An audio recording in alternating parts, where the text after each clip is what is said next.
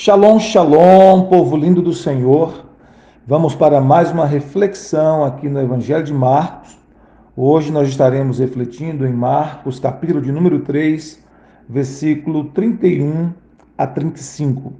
As Escrituras Sagradas nos dizem assim: Nisto chegaram sua mãe e seus irmãos, e tendo ficado lá de fora, mandaram chamá-lo. Muita gente estava sentada ao redor dele e lhe disseram: Olha, tua mãe, teus irmãos e irmãs estão lá fora à tua procura. Então ele lhes respondeu, dizendo: Quem é minha mãe e meus irmãos? E correndo a olhar pelos que estavam assentados ao redor, disse: Eis minha mãe e meus irmãos. Portanto, qualquer que fizer a vontade de Deus, esse é meu irmão, irmã e mãe. Glória a Deus, que palavra poderosa, abençoada. Você talvez se lembre que na última reflexão, eu falei em Marcos capítulo de número 3, versículo 21, que quando os parentes de Jesus ouviram que ele estava rodeado de uma multidão, não tinha nem tempo para comer, porque ele estava sacrificando a si mesmo para servir, para abençoar as pessoas, para curar, para libertar. E eu disse que muitas vezes Jesus sacrificava a si mesmo, muitas vezes, não só na cruz, mas muitas vezes ele fez isso para servir as pessoas, para abençoar as pessoas. Ele até mesmo chegou a dizer que o Filho do Homem, uma referência a ele mesmo, o Filho do Homem não veio para ser servido, mas para servir e dar a sua vida em resgate de muitos. Então, quando os parentes de Jesus, a família de Jesus, ouviu falar disso, que ele estava ali fazendo isso o tempo todo, eles acreditavam que Jesus estava fora de si e eles saíram para prender Jesus, né? Ou seja, para impedir Jesus de continuar fazendo aquilo. Agora, no versículo 31, o texto fala que eles chegaram. O versículo 31 diz assim: Nisto chegaram sua mãe e seus irmãos, e tendo ficado do lado de fora, mandaram chamar. Do lado de fora, de onde Jesus estava, eles mandaram chamar Jesus, porque Jesus estava rodeado por muitas pessoas. Eles não podiam entrar ali onde Jesus estava, porque Jesus estava rodeado por muita gente. Havia uma multidão ali cercando Jesus, né? Geralmente, onde Jesus estava, havia grandes multidões. Para Jesus ter um tempo a sós, ele precisava realmente ir para o monte, para um lugar mais isolado, porque onde ele estava, as multidões afluíam para lá, porque Jesus exercia sua misericórdia para curar, para libertar, para salvar pessoas, e as multidões iam até Jesus. E nesse momento as multidões estavam ali, querendo um toque de Jesus, querendo um milagre, querendo uma intervenção do Senhor, alguns, como já disse em outro momento, também por curiosidade. E aí mandaram chamar Jesus, e a Bíblia diz no verso 32 que muita gente estava sentada ao redor dele. E lhe disseram: Olha, tua mãe e teus irmãos e irmãs estão lá fora à tua procura. E olha a resposta de Jesus. O versículo 33 nos diz assim: que Jesus perguntou para eles: Quem é minha mãe? E quem é meus irmãos? Parece até uma resposta inapropriada de Jesus, uma resposta desonrosa, ou como se Jesus não estivesse honrando ou reconhecendo a sua família natural, a sua família biológica, mas não é isso. Na verdade, Jesus está ensinando uma lição espiritual, está ensinando um princípio espiritual. E no versículo 34 ele diz assim, o verso 34 diz assim: correndo o olhar pelos que estavam sentados ao redor, diz: Eis minha mãe e meus irmãos.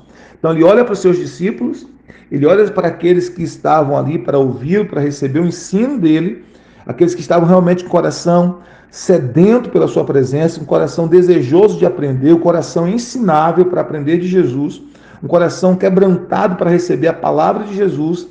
Ele olha para aquelas pessoas e diz assim: Eis aqui minha mãe e meus irmãos. E aí no versículo 35 ele vai explicar, ele diz assim: porquanto qualquer que fizer a vontade de Deus, esse é meu irmão, irmã e mãe. Então, claro que Jesus não está desonrando a sua família biológica, não está desonrando a sua mãe biológica ou seus irmãos biológicos, não.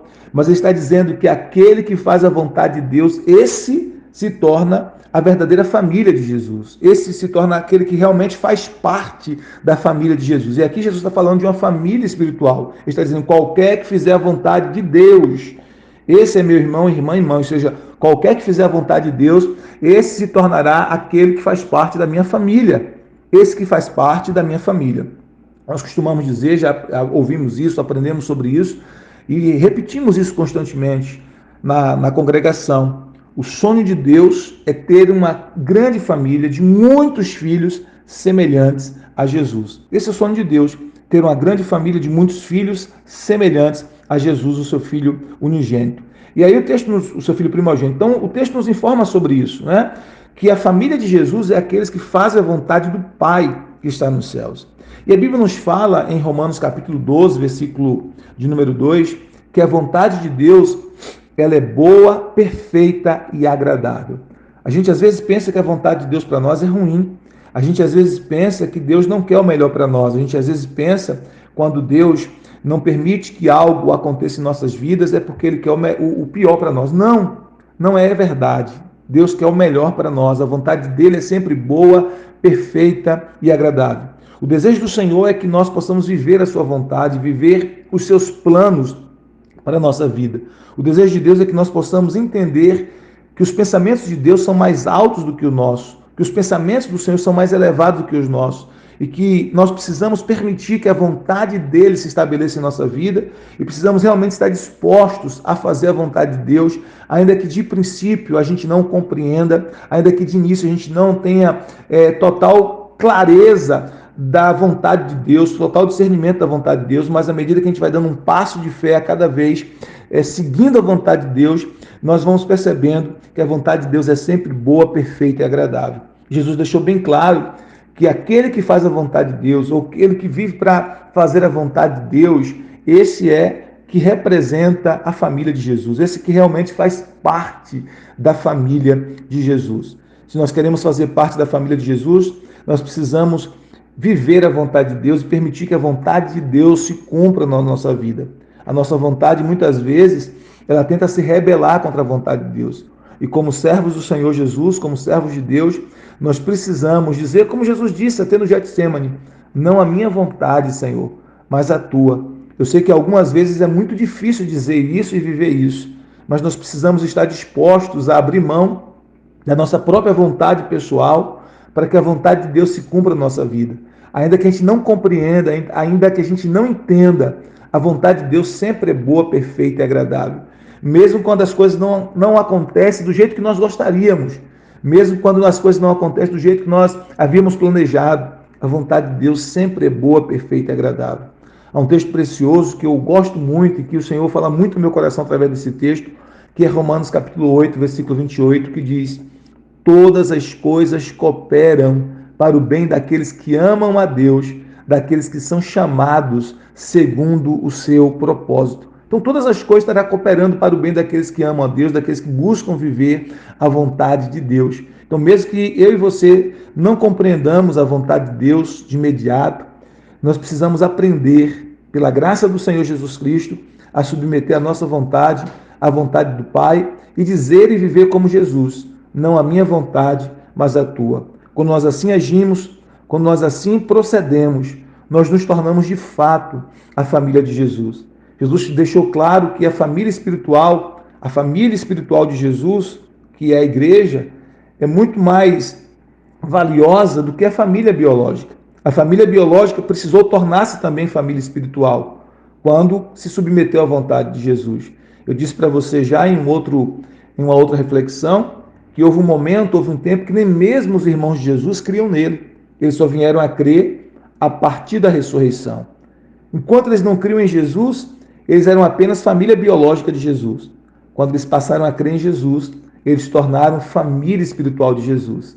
E Paulo diz que, a partir desse instante, nenhum de nós precisamos nos relacionar com Jesus segundo a carne. Ou seja, mesmo os primeiros apóstolos que conviveram com Jesus fisicamente, mesmo seus irmãos que conviveram com ele fisicamente, a partir do momento que crê, eles não deveriam mais se relacionar com Jesus do ponto de vista da humanidade, da carne, mas se relacionar com Jesus do ponto de vista espiritual. Assim, eles estariam fazendo a vontade de Deus e eles estariam se tornando família espiritual de Jesus.